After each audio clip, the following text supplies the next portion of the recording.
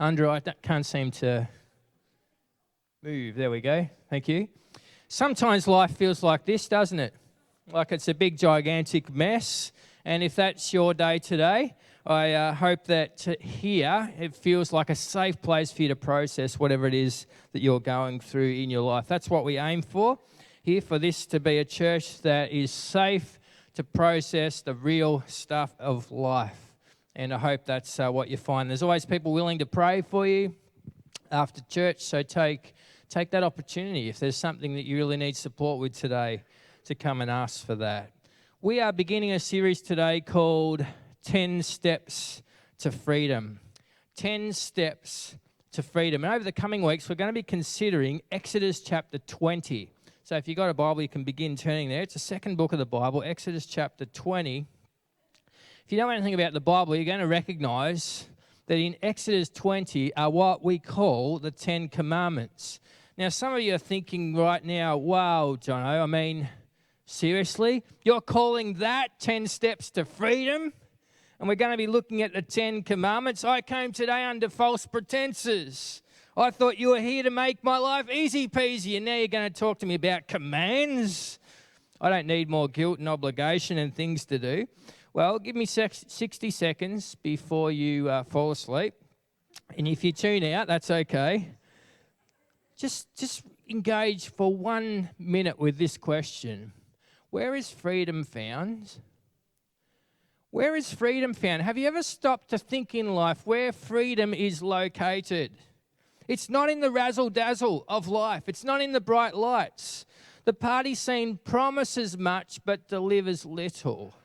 Have you noticed that? There's no satisfaction there. Freedom is far more elusive than that. The things we think are going to provide the wow moments over time end up having us in bondage. They tie us up. It looked like fun to begin with. It looked like it was going to be amazing. That's why people start in drugs, right? Not to get themselves in bondage, because they thought that would be the pathway to fun. But the fruit afterwards tells a different story, a more brutal story. It's my hope and prayer that in coming weeks, as we look again at the ancient wisdom found here in the 10 Commandments, we recognize that rather than this tie us up in knots, it will actually be found that we'll find life here. 1 John 5 says so. This is how we know that we love the children of God, by loving God and carrying out his commands. In fact, this is love for God, to keep his commands. And his commands are not burdensome. That's news for some of you. I know you always look at the commandments and think, oh, what a bother. All these commandments coming out my ears. But rather than deceiving you with the freedom title, I think we might need to revisit our definition of freedom. So where is freedom actually found? Because we have this kind of New Testament versus Old Testament mentality going on in us much of the time. And the God of the Old Testament, I mean, he's just all about the rule book. And the God of the New Testament, he's interested in our hearts. But no, read again. The God of the Old Testament over and over again is rebuking his people for having no heart engagement in their worship. And can I suggest the God of the New Testament is a little bit more interested in our behavior than we might have first thought. They're the same God. Obedience has always been a heart issue. If we love him, we obey him. Our obedience shows our love. Let's read together Exodus 20. I'm going to read all of the commandments this morning, just so we get a sweeping context of what's going on. Exodus chapter 20, and God spoke all these words. I am the Lord your God who brought you out of Egypt, out of the land of slavery. You shall have no other gods before me. That's the one we'll be focusing on this morning, but let's read on. You shall not make for yourself an image in the form of anything in heaven or above or on the earth, beneath or in the waters below. You shall not bow down to them or worship them, for I, the Lord your God, am a jealous God, punishing the children for the sin of the parents to the third and fourth generation of those who hate me, but showing love to 1,000 generations of those who love me and keep my commandments. You shall not misuse the name of the Lord your God. A Colin Buchanan song is coming to mind as I read that.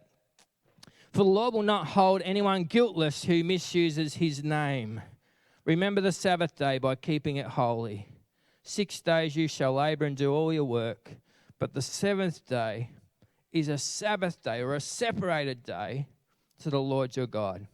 On it you shall not do any work, neither you, nor your son, nor daughter, your male or female servant, nor your animals, nor any foreigner residing in your towns. For in 6 days the Lord made the heavens and the earth, the sea and all that is in them. But he rested on the seventh day. Therefore the Lord blessed the Sabbath day and made it holy, or distinctive, or separate. Verse 12, honor your father or mother, so that you may live long in the land the Lord your God is giving you. And if you don't honour your father and mother, there might be a connection with the next commandment. They will not murder you. Verse 14, you shall not commit adultery, you shall not steal, you shall not give false testimony against your neighbour. Verse 17, you shall not covet your neighbour's house, you shall not covet your neighbour's wife, or his male or female servant, or ox or donkey, or anything that belongs to your neighbour. When the people saw the thunder and lightning and heard the trumpet and saw the mountain in smoke, they trembled with fear. They stayed at a distance and said to Moses, speak to us yourself and we'll listen, but do not have God speak to us or we will die. Moses said to the people, do not be afraid. God has come to test you, so that the fear of God will be with you to keep you from sinning. The people remained at a distance while Moses approached the thick darkness where God was. And may the Lord add his blessing to the reading of his holy word. 10 steps to freedom. Step number 1, have no other gods before me. We're calling this God and God alone. Recently in our small groups, what we call equip groups, we engaged in a Jeff Mannion DVD series. Jeff reckoned this first step that we see here, have no other gods before me, could well be the thing that unlocks the rest. He feels that the rest hang on this. It's as we set our hearts aside for God alone that the rest begin to make sense. Throughout Scripture, not just here in Exodus 20, but throughout the whole of the book of the Bible, we see God's desire for his people to have an intimate relationship with him, to have affection for him that would be exclusive. Put this in street talk, we could say, God won't be two-timed. God won't be two-timed. He says, have no other gods before me. This is the first commandment. And God provides the why, the justification for why this command's given. Firstly, I am the Lord your God. And secondly, I am invested in you. I am God first and foremost. I'm the core part of your experience. In a very tangible way, Israel would not be where they were today if not for God. I am the Lord your God. And I have chosen you. You are a saved people. I called you out of slavery. When I think of the why, the reason why God deserves my deep surrender, my mind goes back to Genesis, and I think about creation. And I think about maker ownership or creator ownership. The mentality I think we all know pretty well. Imagine if you were doing an art class and you spent a whole year learning to paint. And by the end of the year, you've got this masterpiece that you're very, very proud of. You've been working on this for weeks, months, over the course of the whole year. You've learned how to paint. And you get to the end of the process and you look at it and you think, very, very proud and happy with the result. And the person beside you has similar satisfaction that they look at their work of art as well. Like they're just amazed at how far you've come and what you've come up with. So they say words to those effects like, I'm so happy with this final result. You say, yes, so am I. And then they, after that, do something quite bizarre. They pick up their painting and throw it against the bricks and see it smash into 100 pieces. How would you feel about that? Well, imagine you think it's pretty bizarre. When you just said you're proud of your work, you put all this effort into it, why would you just then trash the painting? It makes no sense. So you'd feel confused. You'd think that was pretty bizarre behaviour. But imagine if they then progress to pick up your painting and throw that against the wall as well, I reckon the feelings would even run deeper. You would be angry now. Why? Because there's a creator-owner mentality that runs deep in us, right? I made that. I deserve to decide what happens with that, see? And this is the theology that we get from Genesis. And this is why I think an evolutionary point of view can be so destructive, because we're removing the accountability to our Creator, which seems like one of the purposes behind that theory. When I reduce my life to time plus chance plus matter, and I'm just an accident, I don't have any responsibility to a Creator. But if I am created in the image of God, there's repercussions then on how I live, because there's a creator-owner mentality. This commandment logically flows out of these kind of sentiments: who God is and what He's done for His people. And these two reasons provide the reasoning behind this decree that we find here in Exodus 20. I am the Lord your God who brought you up out of the pit of despair, up out of slavery. We talked about this last week. As you consider this first commandment and what it means to us, before we get to what does this mean for us, let's always go back and ask about the first context. What did it mean for them? Because when we understand what it meant for them, it helps unlock what it means for us. So how would the first hearers respond when they hear this commandment towards one God only? Whenever you see any scripture, ask the clarifying questions: who, what, when, where, what's going on? Because God doesn't waste words. You know, when God was writing this book, it's not as though He had 1,000 pages that He had to come up with, and Exodus is just a gap filler. You know, it's not like that at all. Every word counts. Every word tells us something about God, but it also tells us something about the people that were living for God at the time. So we ask, why is this instruction necessary? What was going on back then for Israel? And why had this idea of monotheism become radical? John Dixon points out, and I quote, monotheism is not just the Bible's first commandment, it's the Bible's first thought. Theism is God and mono is one, so only one God means monotheism. This is the heart of the first commandments. No other gods before me. If you know the Bible, you'll know back in Genesis, the starting point, monotheism is assumed. It doesn't say in the beginning the gods decided to create. It says in the beginning, God, singular, one God created, one true God. As often happens over time, though, society drifts from what's true. And this had happened in the context of Israel. What we should not miss is the country that God drew them up from. Look at it in your text. Where did God call His people up from among? The Egyptians.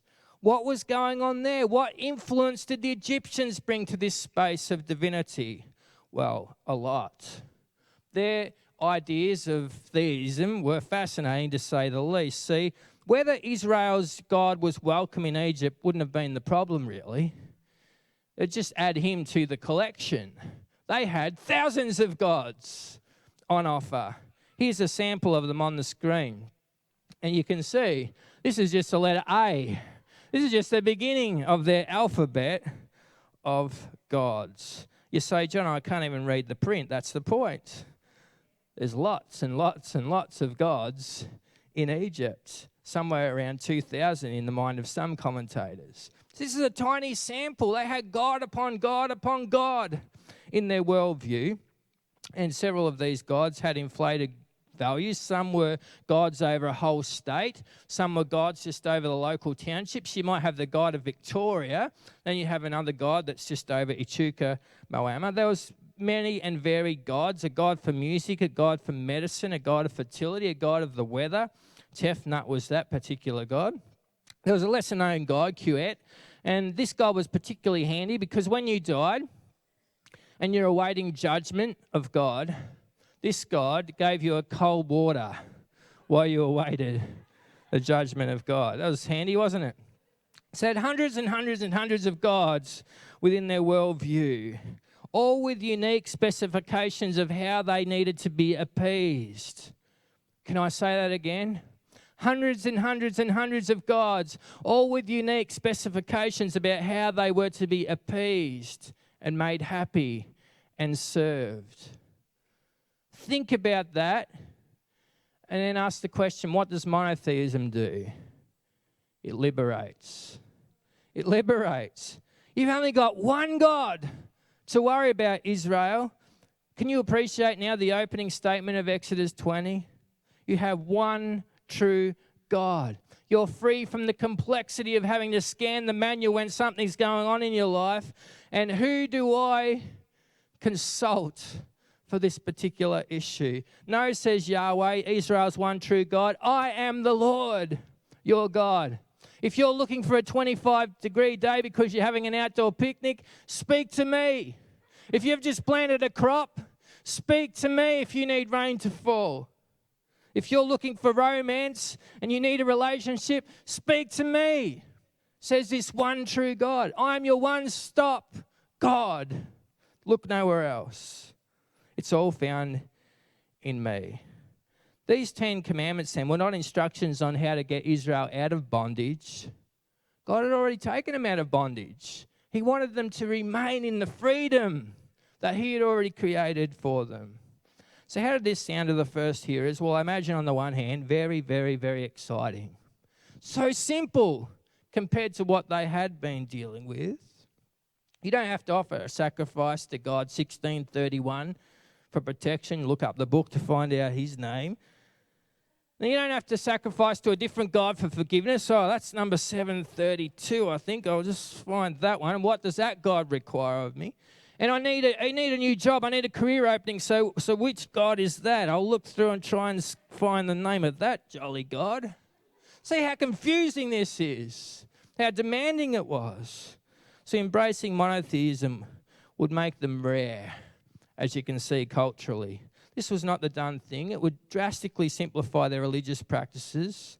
There wasn't thousands of gods to satisfy. There was one. There was one. I am your God, says Yahweh. I will be your everything. I'm the one who brought you up out of the pit. Look no further than me. Put all your eggs in this one basket. Well, I have little doubt that sounded like great news. I can detect a problem. Can you? If you're going to put all your eggs in this one basket, what if this one God doesn't work out for you? It's a bit of a problem, isn't it? Because in the Egyptian worldview, if that God didn't work, you'd flip over here and you'd try a different approach. So you always had a backup plan. Israel, put all your eggs in this one basket. You can't have it both ways. You no longer appeal to the rain god for your harvest, and if that wasn't going to plan, you appeal to another one. No. For 400 years, hear this, for 400 years, Israel had been under a system, under a culture, under a mentality where this was it. You always had a backup plan. You always had another God to turn to when this one wasn't doing it for you. So while it was freeing, it was also massively challenging. Can you hear what God's saying to them? Bring me an undivided heart. Bring me an undivided heart. Anyone can come, but you bring me an undivided heart. You come empty-handed. You don't come holding other options, you know. Yes, I'll follow. I'll just carry these few with me in case this doesn't work out. No, God says, no, it doesn't work like that. No other gods before me doesn't imply that other gods are okay as long as they take a back seat. You know, as long as God's got the front chair in the bus, doesn't matter if you go 24 deep with other gods. Now, that's not what's in mind here where it says, have no other gods before me. The idea is before me, before my eyesight, in my presence, come alone with no other gods. Banish them altogether. Hear, O Israel, because this is where freedom's found. So this Yahweh, this one true God that's presenting to Israel, pretty demanding character, isn't he? I mean, he's saying, I'll be your God on one condition, I'm it. And you don't have backup options. You don't carry many other options with you. I'll be your one and only. So this God demands exclusivity. And here I verge, we reach a tipping point on what did it mean for them and what does it mean for us today?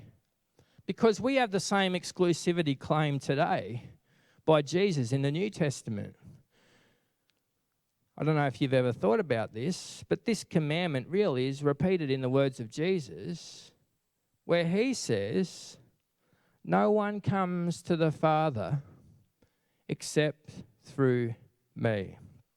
Can I tell you, doesn't matter now that I'm leaving, the ministers of this town have argued heatedly over that verse because some of the ministers in this town think it's narrow-minded to say only Jesus. And I've had to stand there and say, well, sorry, not my words, not my idea. His idea. And some of them love the idea. They get halfway in the verse where I am the way, the truth, and the life. No one, they stop there. They say, yeah, Jesus is all of that. But I go on to say, but he doesn't just say that. He goes on to say, nobody comes to the Father but by me. Jesus is saying, heaven's open to everybody. But it's a narrow gate. There's only one way in. It's a one-way street, and his name is Jesus Christ. This is John 14:6. It's not politically correct, is it? Not in today's environment. Everyone's opinion is equal. There's no such thing as absolute truth anymore, is there? Well, it depends who you ask. The same sentiments ring true from Exodus 20 to John 14:6 rather. I am the one way. I am the only God. I don't always agree with everything Erwin McManus says. I need to preface with that. But I love the perspective he's got here. In a recent interview, he was asked, isn't it arrogant to say Jesus is the only way to God? Erwin's response was profound. What does Jesus mean? Jesus says, I'm the only one coming for you. I'm the only one coming for you.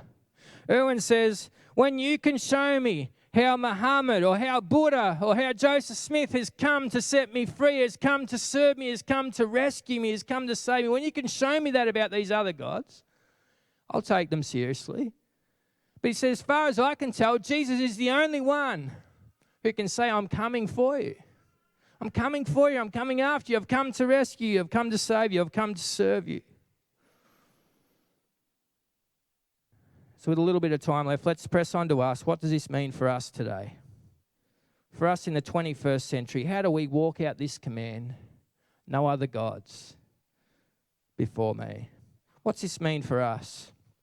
Well, I can see similarities in what it meant for them and what it meant for us. Basically, reckon with all the distractions.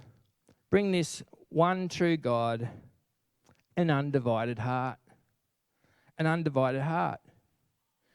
You can't be half in and half out. It gets very uncomfortable sitting on the fence after a while. You end up tipping one way or another. God says, bring it all. It still rings true today, this command, one and only God.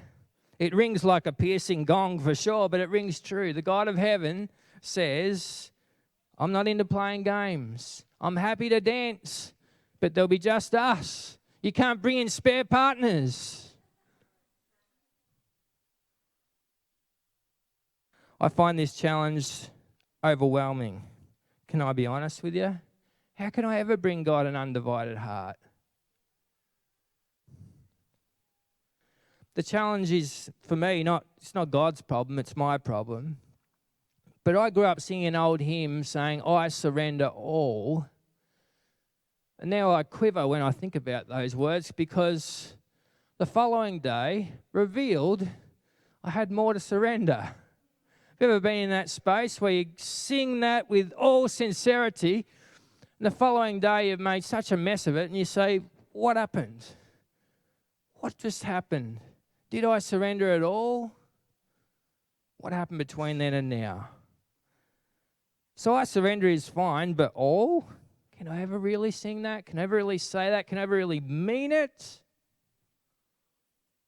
Because I need to surrender again and again and again. So what do I do with this dilemma? Because it feels like a dilemma. What do I do with Exodus 20, verse 2? Have no other gods before me. There's 99% of me screaming, yes! But there's this little seed of doubt that's still there, like, don't know if I trust myself to say I've surrendered all. Don't know if I'll ever trust myself to say I've surrendered 100%.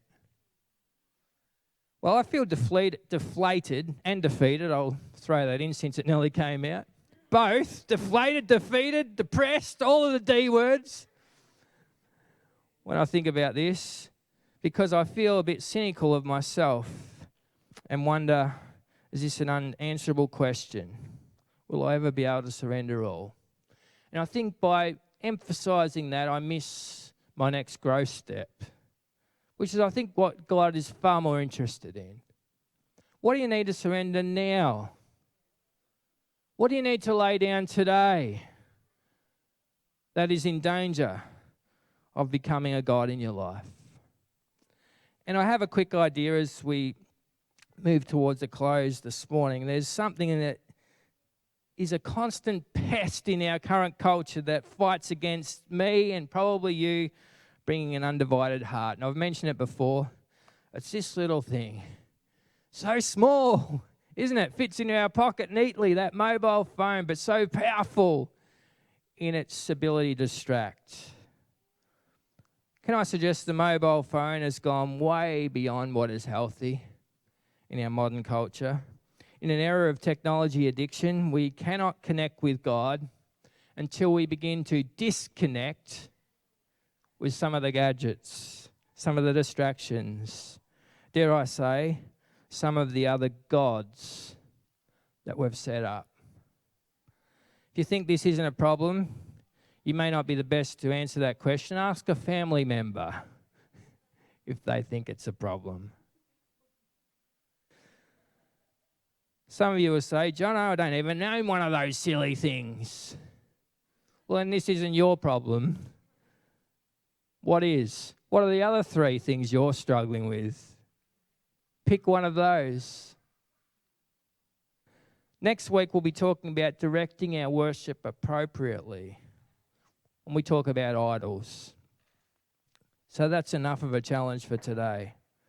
The point is, some of us have a connection with our phone or our thing, whatever you fill in the blank with, that is supposed to be a connection reserved only for God.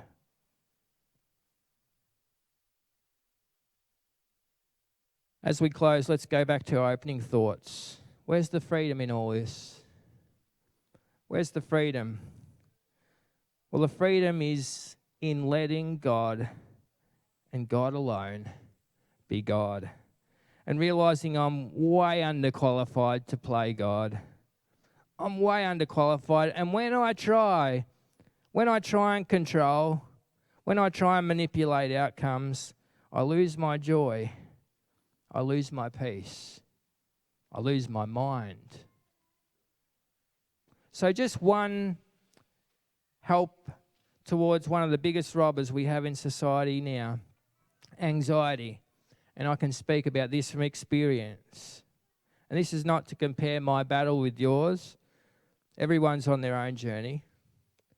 But what I've actually found is when I surrender my worries, my concerns, anxiety to the truth that there is only one God, and his name starts with J, but it's not Jono, it's Jesus. And I actually lay everything at his feet and surrender into that space. The next step, whatever it is for me in that moment, just lay it down. It's where I feel a peace and a joy that is promised as we do that. So can I suggest today you ask the question, what's stopping me from bringing an undivided heart? Is it your sport? Is it your television program? Is it your phone? Well, what is it? Is it your career? Is it what? What is it? What's stopping you from bringing God an undivided heart? Some things are wonderful as interests, they're just terrible gods. And there's a difference. We need to keep them in their right perspective as hobbies, not as gods that are competing with the one true God. So it's so freeing to breathe again and see who's on the throne. And say, oh Lord, over to you. I surrender. If you can say, I surrender all, come and shake my hand later. But just keep pressing in. I surrender. I surrender. I surrender. Maybe one day in heaven we'll be able to say all. But in the meantime, let's keep surrendering. I have one quote that Yvonne put up the other day that I thought was wonderful. Your job is obedience. God's job is everything else. And as we bring our lives under the lordship of that one true God, it's an amazingly free place to be. Would you stand for prayer as we close out? Oh Lord, you are good to us. We do this day bring those things to you that wrestle for our attention and our heart and actually our love. And God, I just want to allow for a time of repentance right now. For all of us that need to lay down some things that we've let become gods.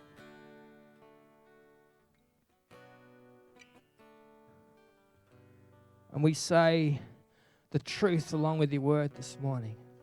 There's only one. There's only one God. We don't want to bring any other gods before him. Thank you for the freedom that's to be found in your word, Lord. Today we surrender to it. We say, have your way. Holy Spirit, have your way. Clear out all the distractions. Let us worship you, the one true God.